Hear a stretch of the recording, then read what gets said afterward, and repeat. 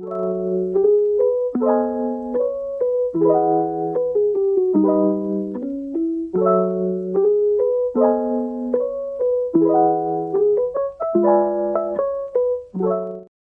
semuanya, bagaimana kabar kalian? Bersama saya Farhana Arifah di Ngosik Tempel, ngobrol asik tentang pelajaran. Nah, kali ini kita akan membahas tentang broadcasting, atau dalam bahasa Indonesianya penyiaran. Nah, sebelum kita mengulik lebih dalam, ada baiknya kita kenalan dulu nih sama si broadcasting ini. Tak kenal maka tak sayang, tak sayang maka tak cinta, tak cinta maka kalian tidak akan mendengarkan podcast ini hingga akhir. Oke, broadcasting atau dalam bahasa Indonesianya penyiaran merupakan pendistribusian muatan audio atau video kepada pemirsa melalui medium komunikasi massa. Nah, jadi seperti sekarang audio itu radio, video itu televisi. Oke, gimana sih sejarah awal adanya broadcasting ini? Nah, jadi pada awalnya broadcasting ini sebuah telegraf yang disiarkan dengan cara kode Morse. Nah, kode Morse itu ditemukan oleh Samuel F.B. Morse, fisikawan Joseph Henry, dan Alfred Vail. Nah, jadi akhirnya mereka mencari cara bagaimana sih biar lebih mudah gitu kan. Akhirnya mereka bereksperimen dan mendapatkan penyiaran secara audio, yaitu radio. Pada awalnya radio itu digunakan oleh pemerintahan doang untuk publikasi berita masalah politik dan pada akhirnya masyarakat umum pun mulai memakainya sehingga akhirnya dieksperimenlah menggunakan video, penyiaran menggunakan video yaitu televisi. Setelah munculnya televisi, akhirnya digunakanlah untuk menyiarkan berita dan program hiburan. Nah, bagaimana dengan sejarah di Indonesianya sendiri? Oke, jadi sejarah di Indonesianya pada tahun 1925, masa pemerintahan Hindia Belanda, yaitu pada masa pemerintahan Prof. Komans dan Dr.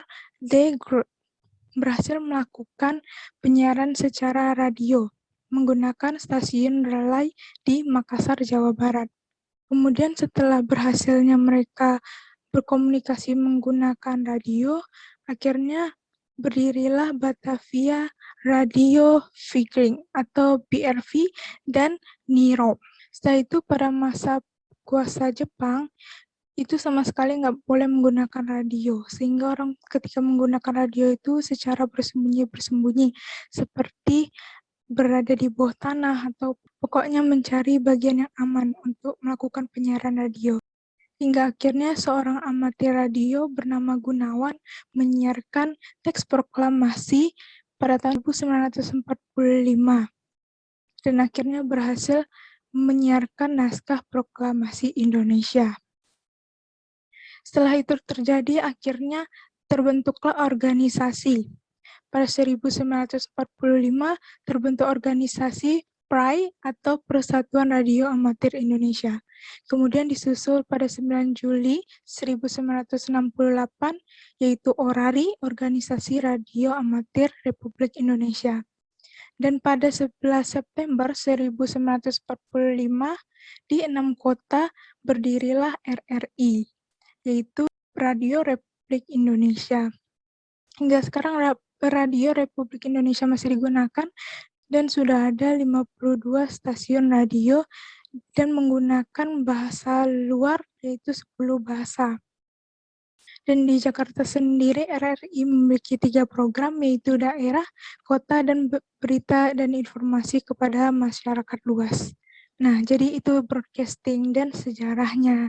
Broadcasting sekarang sudah cukup meluas dengan adanya teknologi yang semakin canggih. Dulu radio dan televisi, sekarang sudah berbagai macam karena sudah ada medsos, media sosial seperti YouTube. YouTube sekarang sudah besar banget dan itu termasuk dalam broadcasting secara video.